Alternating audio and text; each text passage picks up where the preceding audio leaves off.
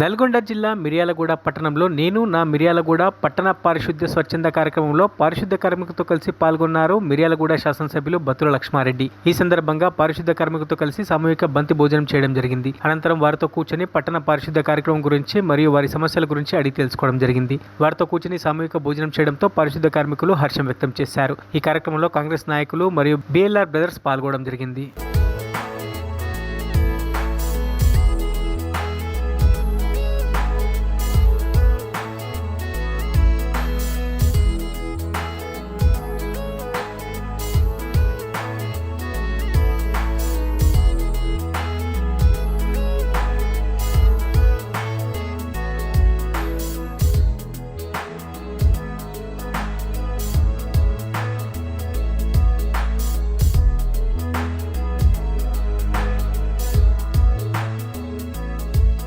మరిన్ని అప్డేట్స్ కోసం మా ఛానల్ని సబ్స్క్రైబ్ చేయండి.